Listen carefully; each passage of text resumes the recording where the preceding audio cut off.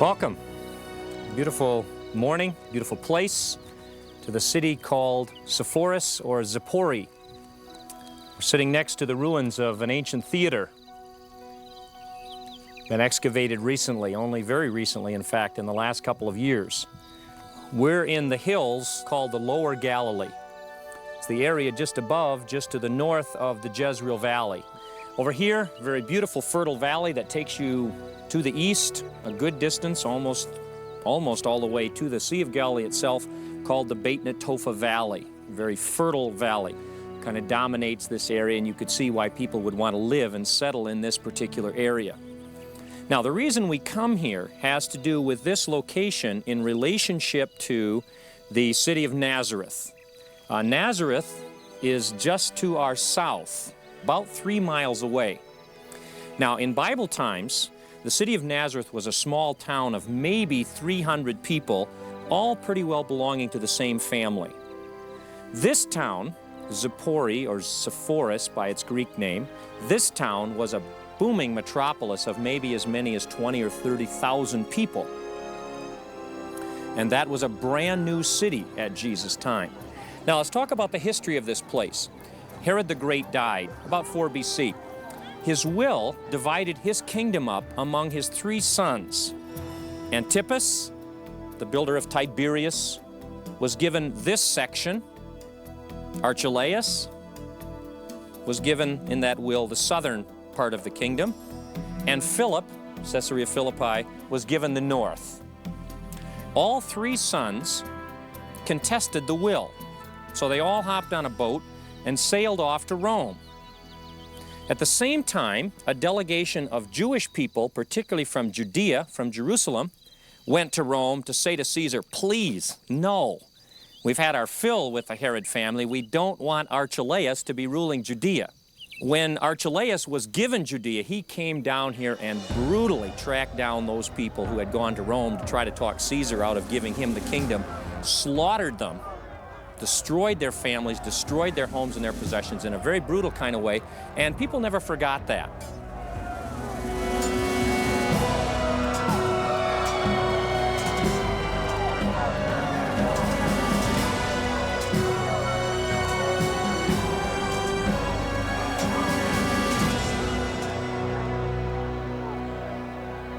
Meanwhile, while the brothers are trying to all get the whole kingdom and contesting the will before Caesar, there's a revolt in this place led by a man apparently named Jehudah the Galilean from Gamla, the one the Bible talks about and says he was killed at the time of the uprising or the revolt.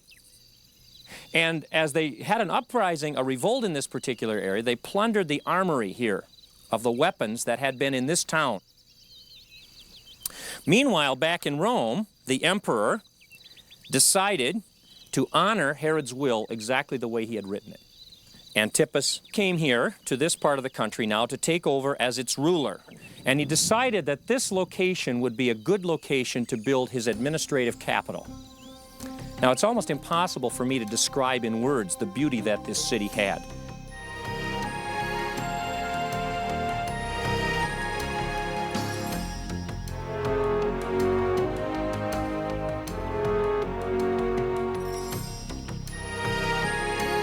Had a water system with a cistern found to the east here that was 1,000 feet long.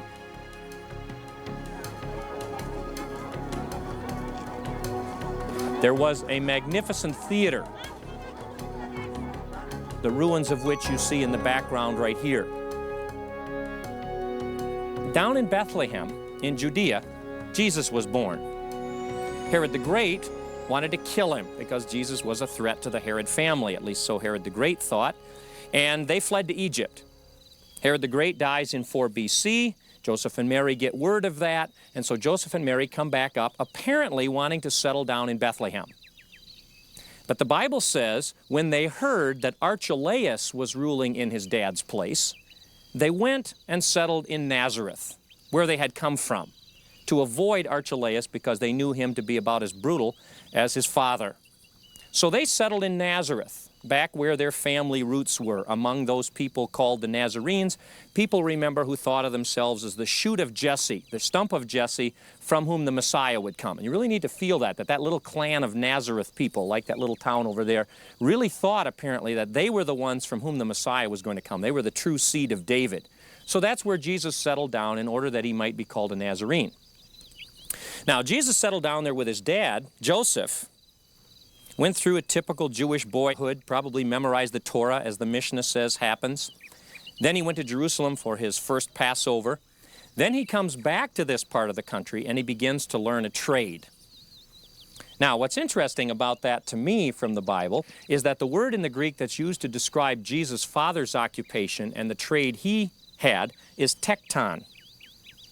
Now, a tekton basically means a builder, an artisan, somebody who constructs things. Now, I'd like to have you just look around you and call to mind every tell that you've seen, the Caesarea Philippi, you name the city you've been in. I'd like to have you recall that. I'd like to have you ask yourself the question, if Jesus was a tekton, someone who built, what particular trade would Jesus have had?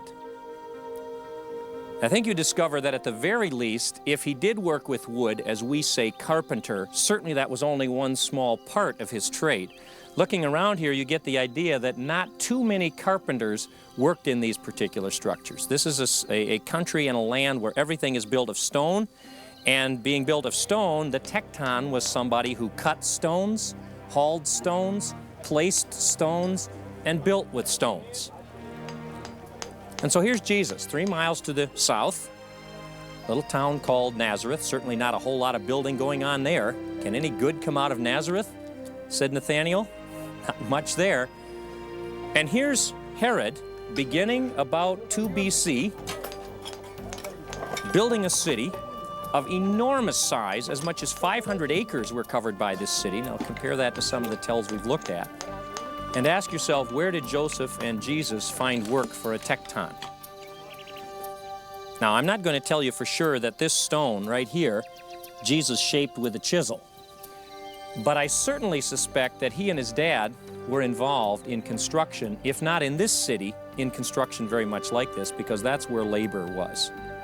So I'd like to have you think of this as the world of Jesus. He lives in that little rural village, but his occupation probably brings him to the larger metropolitan areas to involve himself with this kind of construction. Now, that's the background. And I'd like to suggest that this was very much a part of his world. And I'd like to just share a few things with you that you may find of interest. First of all, I've often wondered, how in the world did Jesus afford to do what he did? You know, most of us, if we're going to live out our Christian faith, have to do it in the course of an occupation. Where does money come from? Well, he didn't obviously have a lot of money. He never seemed to have built anything or owned anything. He says he doesn't even have a place to lay his head. But let me read to you from Luke, and I like this verse. There's a woman named Joanna. She was the wife of Chuza, who was Herod Antipas's minister of finance. So here's this awesome city of Sepphoris, ruled by Herod Antipas, that powerful, wealthy king who also built Tiberias later. And his minister of finance had a wife whose name is Joanna, used her own money to support Jesus and his disciples' ministry. There's no question that Jesus had a two-pronged approach to wealth. Jesus often was extremely critical of people who used their wealth to abuse and oppress others, or people who got their wealth by taking from others. And so he mingled with wealthy people, but at the same time he represented the hurts and the needs of the poor. And I think all of us need to ask, the wealth I have, has that been obtained in any way by taking advantage of someone else? But on the positive side, Jesus had an appreciation, I think, for wealthy people who saw wealth as a tool. People, we would not be making this project today unless there were people willing to share their wealth to make this happen. So as you go into life's occupation, you should never ask, am I in it for its income?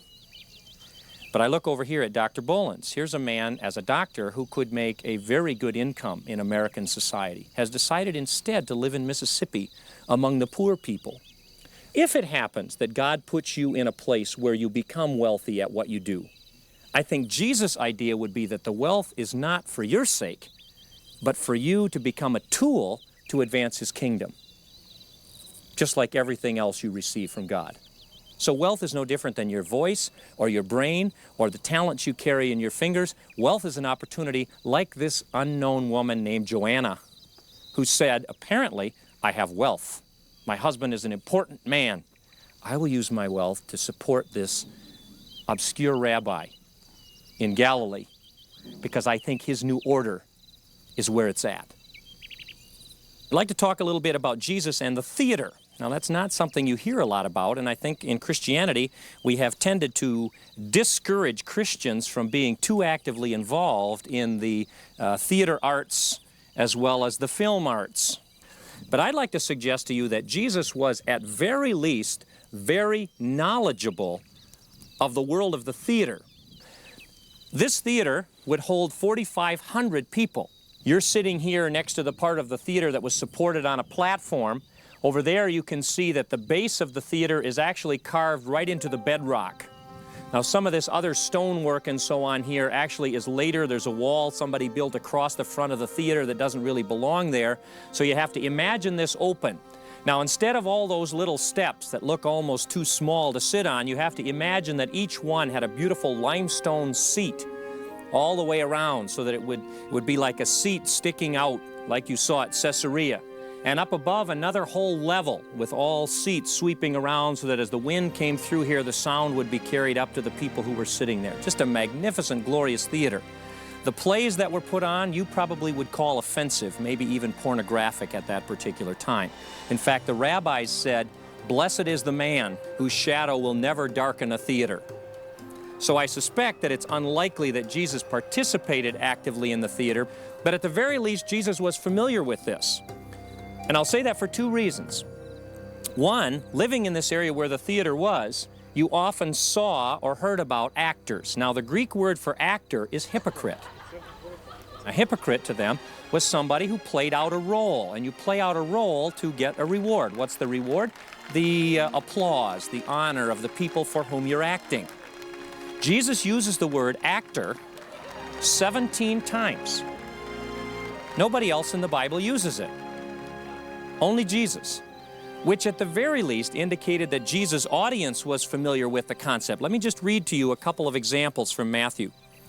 Be careful, he says, not to do your acts of righteousness before men to be seen of them. If you do, you will have no reward from your Father in heaven. When you give to the needy, do not announce it with trumpets. Interestingly, when a leading actor came on stage, they blew a trumpet. Don't announce it with trumpets, as the hypocrites do. And on the streets to be honored by men, I tell you the truth, they've received their reward. And so Jesus is saying, if all you're doing is giving to be applauded, you'll get your applause, but that's all that there's in it. Rather, he says, when you give to the needy, do not let your left hand know what your right hand is doing, so that your giving may be in secret. Then your Father, who sees what is done in secret, will reward you openly. Just the very next section in Matthew 6. When you fast, do not look sad, as the hypocrites, as the actors do, for they disfigure their faces to show men that they are fasting. You can see those Greek tragedies where they would paint their faces into dark, negative kind of expressions. He says, don't act like the hypocrites, don't act like the actors. I tell you the truth, they've received their reward. Instead, when you fast, put oil on your head, wash your face, so that it will not be obvious to people that you were fasting, but only to your Father who is unseen, and your Father who sees what is done in secret will reward you. I'm not suggesting Jesus attended this theater on weekends.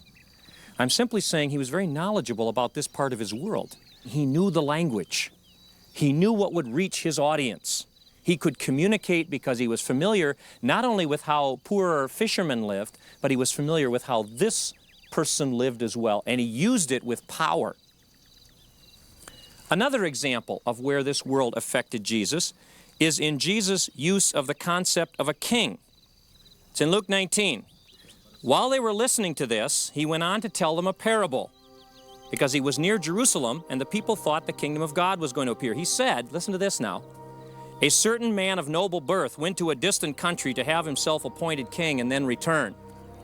Sound familiar? He called 10 of his servants and gave them 10 minas. Put this money to work, he said, until I come back. But his subjects hated him and sent a delegation after him to say, we don't want this man to be our king.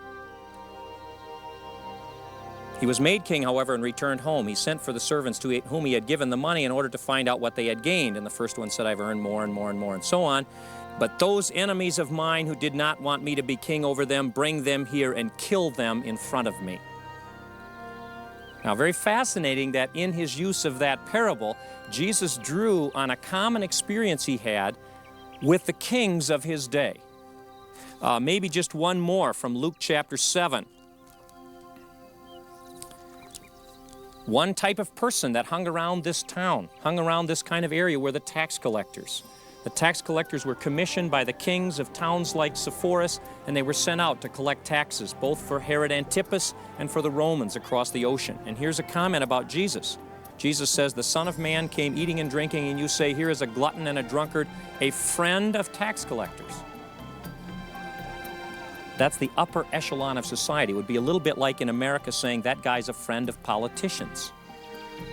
People thought of tax collectors a lot like we thought of politicians. Sometimes we think tax collector is just so bad because he collected money. Tax collectors represented the administration.